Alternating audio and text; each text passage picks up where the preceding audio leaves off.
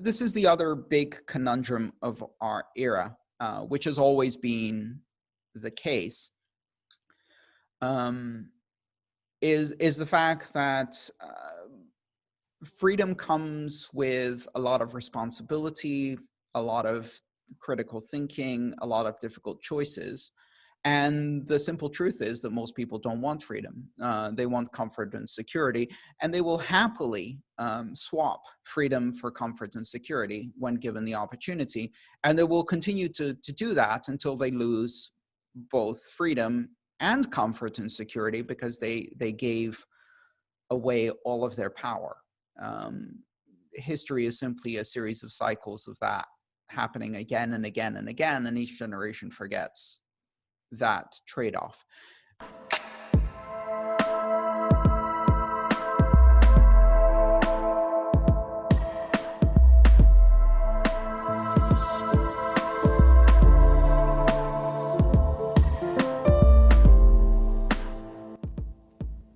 That is Andreas M. Antonopoulos, and this is episode 25 of the Blockchain Pro podcast.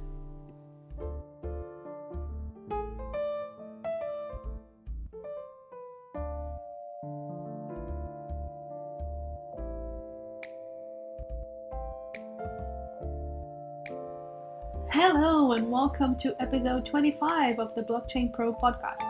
I'm Adriana, and today's guest is everyone's favorite evangelist, Andreas M. Antonopoulos. Andreas is one of those charismatic people that commands the room in a way that has the audience hanging to his every word. I've been lucky to see him speak twice at our Bitcoin Sydney meetup, and probably watched over 100 hours of his online content. Not to mention, I've read 2 of his books. So he has been a big part of my Bitcoin education. For his technical expertise, yes, but also his kindness and willingness to speak up about issues beyond Bitcoin, such as diversity and inclusion. I'm truly grateful to have had the opportunity to interview Andreas, so you can also get to know a bit more about the man behind the books, the talks, and everything in between. So here we go. Let's get to know Andreas. Hello, Andreas. How are you doing? I'm doing great, Adriana. How are you? I'm all right. Thank you. Thank you so much for being here today. Oh, it's my pleasure. Thank you for having me on the show. Absolutely. That's my pleasure. All right, let's jump right in and let's do a quick career background. How did you start it, and what are you doing up to the point right before discovering Bitcoin? Oh, well, I've been kind of in love with computers since I was 10 years old when I got my first computer. And it's been the passion of my life. I've been always interested in technology, especially computers and programming. And so I've been tinkering with computer systems ever since I was a child. I started programming when I was 10, and I continued throughout my teenage years doing various things around computers. And then I studied computer science in university and distributed systems and networks as my master's degree. And I was very involved in and interested in cryptography and applied cryptography, how to change things in society by implementing strong cryptographic systems, what's now known as the cypherpunk movement. I was very involved in that in the 90s and very interested in it. And then I spent my whole career working on information security, networks, distributed systems, and I missed the beginning of Bitcoin. Really didn't hear about it very much. Ignored it at first because I didn't realize what it was. And then it wasn't until 2012 that I chanced upon an article that had a link to the Bitcoin white paper. And when I read the white paper, it completely changed my opinion of what this was. I understood enough from the white paper to understand the impact it would have as a distributed system. And I literally dropped everything I was doing and dedicated myself full time to studying Bitcoin and building a professional impact in that area. That's a really good segue for the next question, which is what was it about Bitcoin that made you want to drop everything? So I had always been interested in distributed systems, in systems that operate on the internet, not with central servers, but with a loose connection of participating nodes, whether that's distributed computing projects like SETI at home. I don't know if you know about that one, the Search for Extraterrestrial Intelligence that Yes. used home computers to study that, or various other distributed computing projects like protein folding and pharmaceutical searches. Um, I was always interested in things like BitTorrent, and really the distributed nature of the web. I'd also been involved in cryptographic systems. I'd worked in finance for many years doing information security for financial services firms. And so I got a really good sense of how the financial system works behind the scenes, the technology, the systems, but also the architecture, the processes, the policies that operate inside financial services firms. And once you see how the sausage is made, you don't really want to eat it anymore. And so when I read the white paper, the thing that immediately struck me is I understood that this was a very decentralized, distributed system, that it was a system where no one really was in control. I didn't quite understand mining, but I understood enough about proof of work. I was familiar with some of the previous implementations of proof of work through systems like Hashcash, um, which is the invention of Adam Back that's mentioned in the white paper, one of the precursors to Satoshi's proof of work implementation. And I was familiar with digital cash systems from DigiCash and uh, all of the previous attempts to apply cryptography to money. And it all clicked. It just pushed every single one of the buttons that I was looking for. And it just fascinated me from the very beginning. There's this feeling, I can't really explain it, but when I look at technology, some technology, when I look at it, it looks to me, it appears elegant, beautiful, well-structured, well-proportioned. I can't really describe it exactly. It's more of an intuition Mm-hmm. about how a technology is architected or constructed. And other technologies appear ugly, right? Mm-hmm. And when I read the white paper, what I saw was something beautiful, something elegant, and it captured my attention. Okay, so besides Bitcoin, which gives people the freedom to exit the traditional financial system if they so choose to, which in itself it's a pretty awesome thing. What do you think is the most exciting promise of this technology? For me, I think the most exciting promise is the ability to build systems of trust that no one controls. Systems where there is a set of rules. You can trust that these rules are going to be executed. You don't have to trust in the other participants to treat you fairly because the system protects the rules. And no one can change those rules arbitrarily. It takes an enormous effort to change the rules, even a tiny bit. And so to me, that basis of trust, or as I call it, rules without rulers, that's the elegant invention. Of course, if you have a network of trust, one of the most obvious and first applications is to use it to implement money and commerce and payments, because those are things that require a lot of trust. And there are also things that the way we implement them today with institutionalized trust is not only doesn't scale, it excludes a lot of people, and it gives enormous power to those who are in the position of trust, which they abuse. So money is the first obvious application, but of course it's not the only application.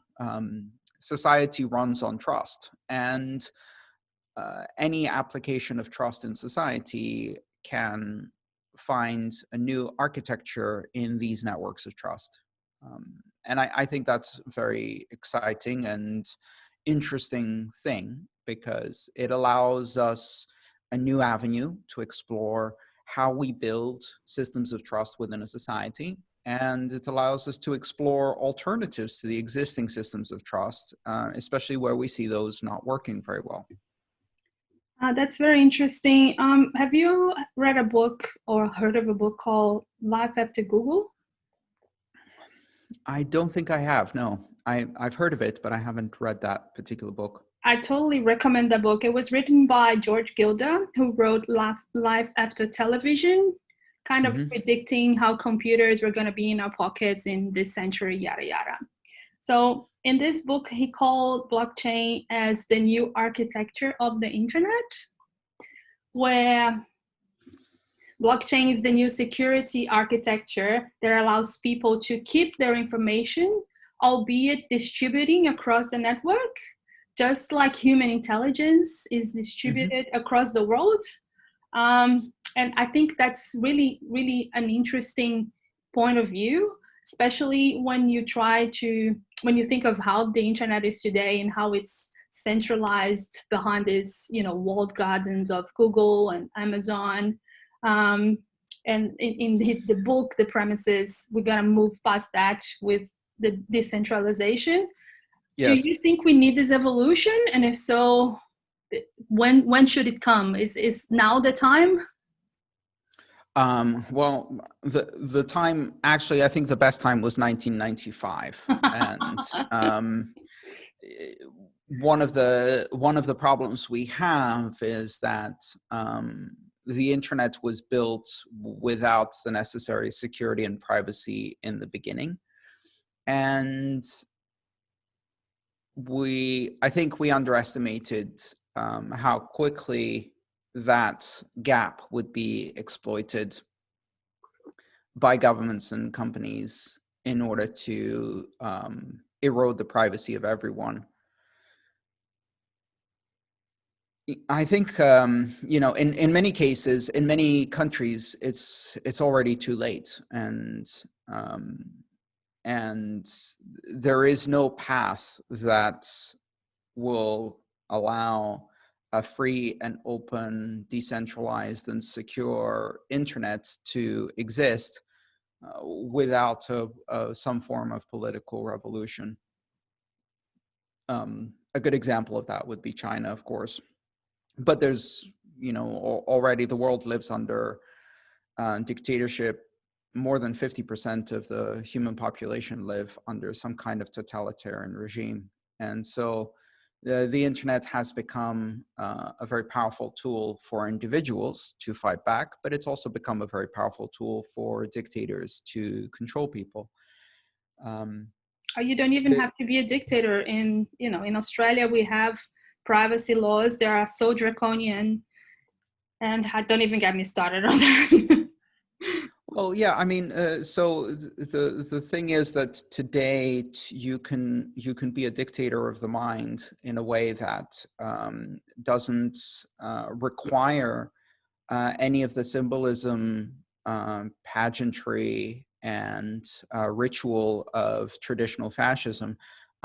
You can appear and present all of the symbolism and rituals of democracy, and operate an information fascist state. And quite honestly, Australia is there. Australia has given far too much power to its government over information and has created a very, very dangerous and unfree situation. But the problem here is that the reason this has happened is because Australia doesn't have the political institutions to resist this. It doesn't have a Bill of Rights. It doesn't have a culture of resistance to these things that is strong enough compared to some of the other countries in its alliances. And so it is a very deliberate experiment. Mhm. Americans and the American and British governments are using Australia to experiment on how to implement a soft Chinese dictatorship in a Western developed democracy. Um, and if that experiment succeeds, and every part of that experiment succeeds, is then exported to other Western democracies. The experiments around banning encryption have been tried again and again and again in Britain and the US. So far, we've managed to resist, but unfortunately, Australia is used as a laboratory for information fascism by the five Western nations that are in a close spy alliance. And that's not a conspiracy theory. I mean, it's been very clearly documented Yep. by Snowden and others, and it shows us where we're going to go unless we change things. Indeed. About changing things. Um, so there's Bitcoin and there's blockchain. What is the difference between Bitcoin and blockchain? I have a lot of people that listen to the show that are completely new to this world, and they come through via the blockchain lens, right? I want to work in this Mhm. space. There's a lot of work to be done. How do I do this? So what is the difference between the two, and how can people get involved in working in blockchain? Right. Um, so I think it's important to look at these terms very, very carefully because there is an active effort to undermine their meaning and dilute their meaning and use them as marketing terms that are stripped of all meaningful information. I look at blockchain as a component. Blockchain is to Bitcoin what a transmission is to an automobile. Um, and just like the transmission to an automobile, it's not the most interesting part of that invention. Mm-hmm. You need it in order to operate, but you could replace it with other alternatives that are similar in function. And we've already seen that. I mean, there are other systems that operate without a blockchain that either sequence transactions directly or use other structures. Ethereum is moving to a series of sharded side chains effectively. Mm-hmm. But on the other hand, if you try to operate a blockchain without the other characteristics that make Bitcoin interesting, it's a bit like trying to operate a transmission without an internal combustion engine and any of the other inventions that make an automobile interesting. What you end up with is not that interesting. Sure, you could use a transmission to, power an electric train or something like that. But the things that make the automobile interesting are the ability to move freely in the space without following rails. It's the ability to be directed by one person who's the driver. It's the ability to go faster than a horse. It's the ability to be used by people of all ages and with minimum technical training, right? Mm-hmm. And similarly, the Bitcoin invention is all about decentralizing power. And in order to do that, it uses a blockchain, but that's not the most interesting part of it. What's the most interesting invention in Bitcoin is the consensus algorithm, which we call proof of work, which allows us to decide who has the power to record things in the blockchain in such a way that that power is given temporarily based on a competition in which the participants cannot cheat because it uses a system of reward and punishment to ensure fairness. That is the stunning invention. And that invention required a blockchain, and it required digital signatures, and it required a peer-to-peer network, and it required many other components. But at the end of the day, that's the amazing invention in Bitcoin. It's not the blockchain, it's the proof of work consensus algorithm. And all of the interesting features of Bitcoin come out of this decentralized consensus algorithm. I have an acronym that I use to differentiate between a blockchain that's just marketing and the type of decentralized open public blockchain that is Bitcoin and has meaningful properties. Because we're trying to escape from the financial system, I imagine a parachute and jumping out. And so the acronym is RIPCORD. Okay. And RIPCORD means, describes the features of Bitcoin as revolutionary. First and foremost, it's revolutionary. It's not a minor adaptation to change. It's a radical adaptation to change. It changes everything. It's immutable. And that's one of the most important features of it. No one can change the past without enormous cost. And the further back they try to change, the higher the cost. And that's a capability that doesn't depend on a blockchain. It's a feature of the proof of work consensus algorithm. It's public. Everything operates in the public, and as a result, it can be audited, it's transparent, everybody knows how it works. It's collaborative. Its power depends on the collaboration of all of the participants. It's open. And that's a really important thing, because openness means that anyone can participate without vetting, without authorization. It means that all of the participants have an equal level of access. The system behaves neutrally towards different participants. It doesn't discriminate between them. It's resistant to censorship. It's resistant to confiscation. It's resistant to blacklists. It's resistant to all of these attempts to control it and change the rules. And finally, it's decentralized. And the decentralization capabilities come out of the combination of technologies. And most of the time when you hear the word blockchain, the things they're talking about are none of this. They're not ripcord. They're not revolutionary, immutable, public, collaborative, open, resistant, or decentralized. They're none of that. And that makes them boring.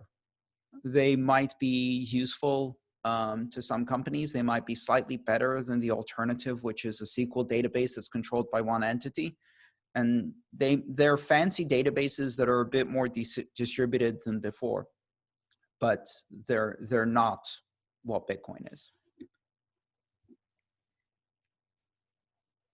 Okay, so as we try to change the internet, and let's say take back,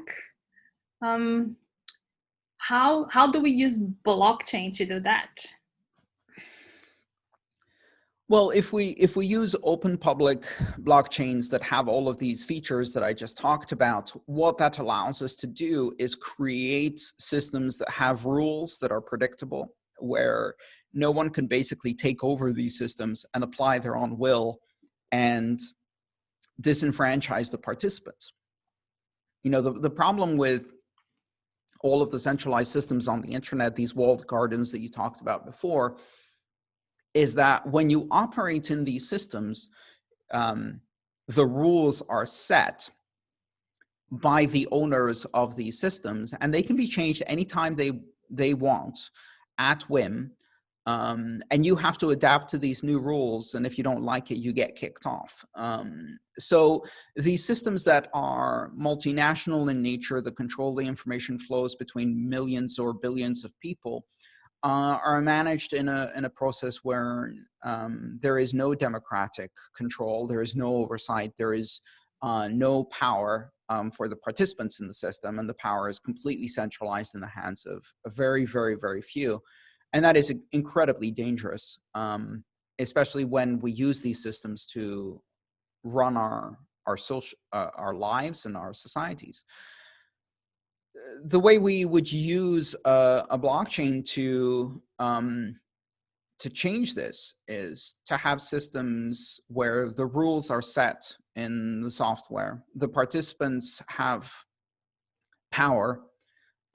It's a voluntary participation system, and no one can change the rules at whim. Everyone has to play by the same rules. If you don't like the rules, you can create a different blockchain with a different set of rules, but maybe no one will follow you if you do that. But That's most importantly, the participants have power. yes. Creating a new blockchain sounds like 2017 for me. Everybody had a revolutionary, immutable, public, collaborative, open resistance, and decentralized idea that they had to sell to someone else.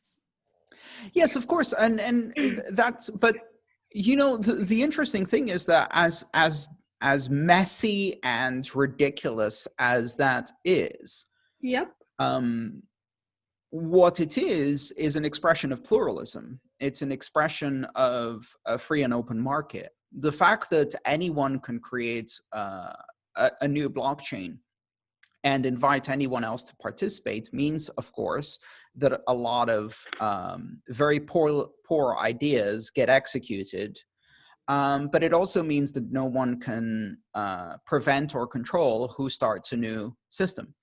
And that means that ultimately the market participants get to decide if they want to adopt these systems or not. And just because you create something doesn't mean anyone will use it.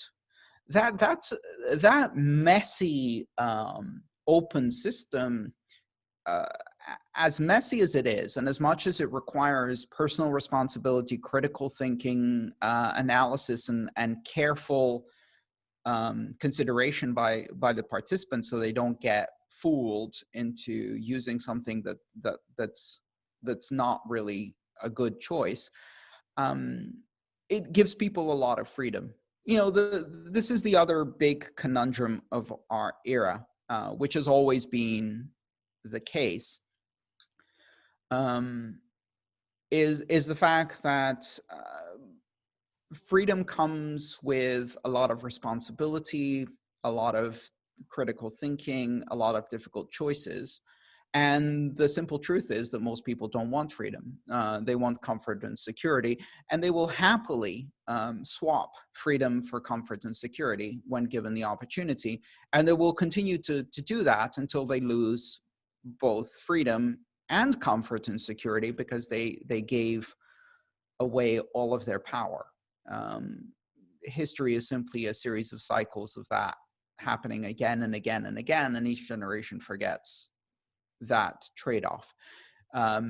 In the case of blockchains, the same thing applies. Uh, the the fact that it's an open market and anyone can participate and you can choose to use any blockchain you want, and people are creating all of these scammy things all of the time, means that you have to be very careful and you bear responsibility to make careful choices. And people don't want that. A lot of people don't want that. They want to be told which one is the correct one, and not have to have any responsibility over that. But the problem is we already have that system. If you want that system, go to traditional banking, go to traditional institutions, and have someone else tell you what's true or not. Exactly. So, what are you up to now? You've wrote another book, Mastering Ethereum. So you've wrote Oh, Mastering Bitcoin, Mastering Ethereum, and there's 3 books now on your Internet of Money series. yes. So the Internet of Money series has volume 1, 2, and 3, which are each volume is independent. You don't have to read them in order. Mm-hmm. They all have slightly different themes. The first one was about volume 1 is about the vision and power of this technology. It explains what and how and why the Internet of Money is. The second one was more about this comparison between blockchain and Bitcoin, or more importantly, between open public blockchains and bullshit permissioned private blockchains that pretend to be. And the third one is about about breaking the bank cartels and creating open systems of finance and the political implications of that. Each of these books is for people who are not technical, whereas the Mastering series is more of a computer science college level textbook about how Bitcoin and how Ethereum works. I'm now working on my third book in the Mastering series for O'Reilly Media, which is Mastering the Lightning Network. Oh, And that's about a second layer technology being implemented in Bitcoin that allows for very fast, very secure, very private, and very inexpensive payments to flow on top of Bitcoin. I'm working on that. It's been delayed, unfortunately, partly because writing a book is hard and delays are part of the process, but partly because of the pandemic and the disruption that's caused. But it's moving along, and I'm continuing to do a lot of public education with videos. Just past the 500 mark, so we have yeah, I thought that. 500 published videos on my YouTube channel, which is crazy to think about. When I started the YouTube channel, I was just trying to have a place where I could collect some of the talks I did at conferences, and it's taken on a life of its own. And just continuing with that, it's what people don't really see behind the scenes is that in order to do public, neutral, and open source and free, ad-free education in as many languages as possible, it takes a lot of people working very, very hard. I have a team of 9 people behind the scenes working across the various publishing efforts and providing all of the operational and production support. And so it's a whole different scale than when I first started in Bitcoin. That's really great. Is your team decentralized? Is people everywhere in the world? Oh yeah, absolutely. All over the place. I've been working from home and running decentralized virtual teams since the mid 90s, and so to me this isn't new. Yep. I've always worked like this, and in many cases I've worked with people for years and never actually met them in person. So it's not at all unusual for me to run a decentralized team, and this is one of them. So for the kids out there who are looking to, work in the space, how can they get involved? Well, I think obviously the first thing is to try and figure out what skills you have and how they fit into the space. I think a lot of people make a mistake of trying to um, find what the market needs and then mold their own behavior and skills to that, rather than finding what's unique about their own skills and then bringing that to the market and finding other people who have similar interests. Uh, I think with the internet and with kind of the global audience we have, if you find what's unique about your own skills, you can more successfully find the right fit for that, the right niche. And you don't have to be a programmer to get involved in this. I'm a programmer and it's something I love to do, but I don't actually code for work. I code for fun and do a few little projects on the side.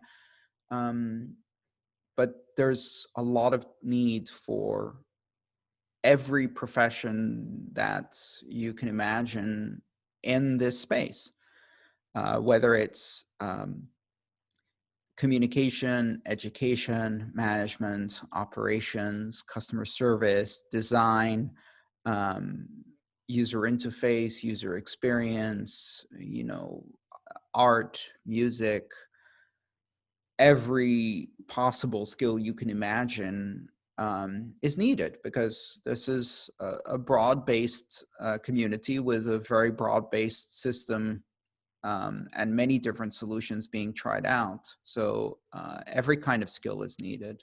I think a lot of people, when they come into this space, they look at it and go, well, I'm not a programmer, so I can't really contribute anything. And that's not true. I agree. I'm not a programmer and I'm contributing. I guess Exactly. this is changing slowly, but the more people that learn about it and understand that this is just not for programmers, the more good people we're gonna have working on making things ripcord. Yes, exactly. All right. Thank you. I think we hit our 30 minutes. Thank you so much. Well, thank you so much. It's been a pleasure. And that was the extraordinary Andreas Antonopoulos. I hope you enjoyed our chat as much as I did. You can connect with Andreas on Twitter at @aantonop, at AANTONOP. Ping him there, let him know you heard him here, connect, be merry, follow his content, it's amazing. You can also follow this show, Blockchain Pro, at BLOCKCHAINPRO_.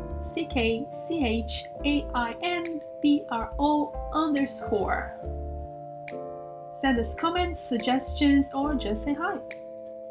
If you enjoyed this episode, remember to tell your friends about it. Every like, share, review help us with getting more people involved in building the decentralized future. Thank you so much for listening, and I will see you at the next block. Bye!